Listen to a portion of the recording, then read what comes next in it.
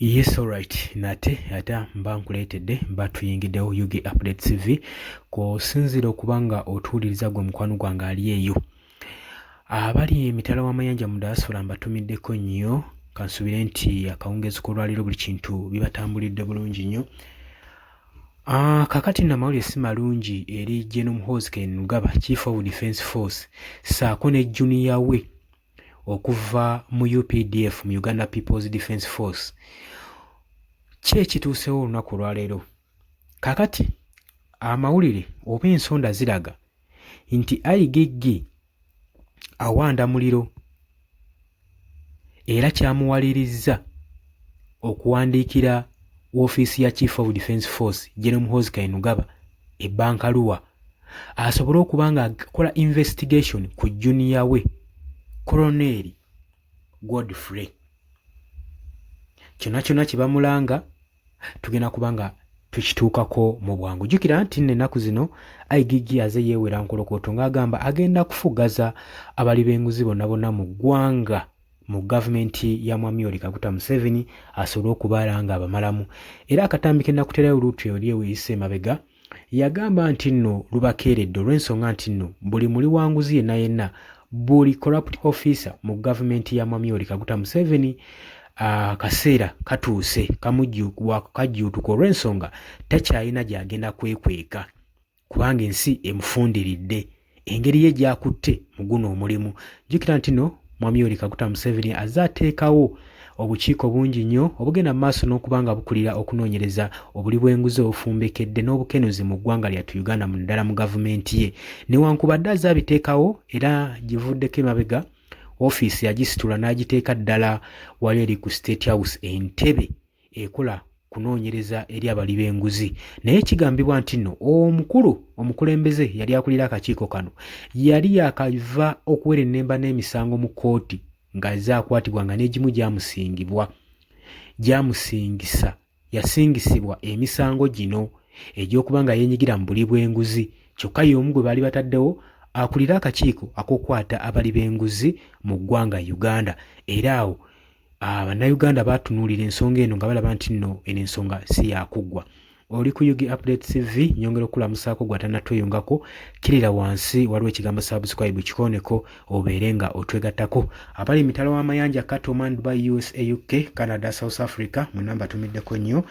Message zammwe nzirawa wano abakomentinga mwe bali kujja mu comment section nteekayo ndowooza yammwe muteekayo opinion zammwe ne musobola okuba nga mutangaaza eggwanga. IGG bwe tuba twogera ku IGG twogera ku Inspector General of the government, kalabalaba oba kaliisoliiso wa gavumenti, omukyala Betty Kamya. Jjukira nti nno gye buvuddeko emabega yali yeeyagaliza ekifo ky'obwekulembezi bw'eggwanga ng'ayagala kutwala ku ntebe eyo, naye gye buvuddeko bamuwa entebe ekifo ndowooza kyagwanidde okuba nga atuulamu era n'awulira ng'ali comfortable, era eyo gy'asinziira n'alamula. Era ku guno omulundi awandiise ebbankaluwa ng'agisindikidde mu ofiisi ya General Muhoozi Kainerugaba, Chief of Defence Force mu UPDF. Era General Muhoozi Kainerugaba wenjogerera ali mu kusattira kubanga tamanyi kyakuzzaako. Kaŋŋambe nti ye ne munywanyi babuliddwa ewaka ne mu kibira olw'ensonga nti nno ku luno si komandi bukomandi eyisiddwa wabula ejjiddeko ne bankaluwa nga kuliko red paper. Kye bayita red paper gavumenti webanga ekikuwandiikidde omanya nti kajjuutuse kaweddemu. Bamuvunaana ki? Lwaki IGG Betty Kamya ayagala inginiya avunaanyizibwa ye inginiya Brigadier Colonel Godfrey, ono nno nga yali former commander wa UPDF. Tukamwakiriya Godfrey Brigadier Colonel mulamba, era ng'ono yabadde inginiya, yali inginiya mu biseera bye ng'akyali komanda. Kigambibwa mbu biseera bye Godfrey oba former inginiya Brigadier Godfrey mu biseera bye ng'akyali komanda, kigambibwa nti ssente nnyingi ze yakukumpanya mu biseera ng'ali inginiya kubanga projects ez'enjawulo zaali zituukira ku ye. Jjukira nti ensangi zino projekiti zonna ezigenda mu maaso mu ggwanga, infrastructures, projects, networking systems, zonna tulaba nga zeenyigiddwamu amagye nga ge gagenda mu maaso n'okuba nga gakola projects zino, era bannayuganda ne ministries ez'enjawulo zibadde zeemulugunya nnyo. Kaakati ono mu biseera bino yakozesa omukisa guno, ndowooza n'abaako akasente ke yakkumpanya. IGG agamba nti nno waliwo omudidi gw'ensimbi ogubalirwa mu bukadde 100 ogwakolebwa mu mbalirira ku former commander wa UPDF Engineer Brigadier Godfrey Tukamwakirya. Kigambibwa nti baakola okunoonyereza nga waliwo abnormal wealth. We boogera ku abnormal kitegeeza ekintu ekitali kya bulijjo, abnormal wealth ezaateekebwa mu bbaluwa ennaku z'omwezi zaali May nga 5 omwaka guno gwennyini 2025. Okusinziira ku information eyafulumizibwa eri Deputy IGG Dr. Patricia Achan Akirya, ono yagenda maaso n'okuwandiikira Chief of Defence Force ng'amulaga obugagga Godfrey Engineer Brigadier bwe yali alina mu kaseera ako.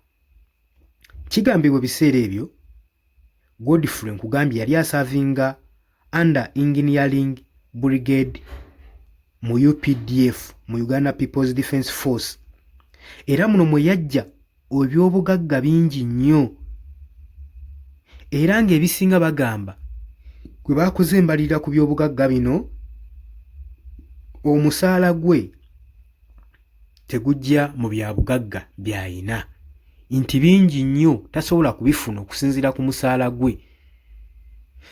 Kaakati okusinziira ku investigation kiragibwa nti ayina tractors ezirima ku mafarms, ayina na eka z'ettaka, ne eka z'amataka nga zonna ziri mu mannya ge, avuga emmoroka ez'obuyonjo ez'okwejalabya ez'ebbeeyi.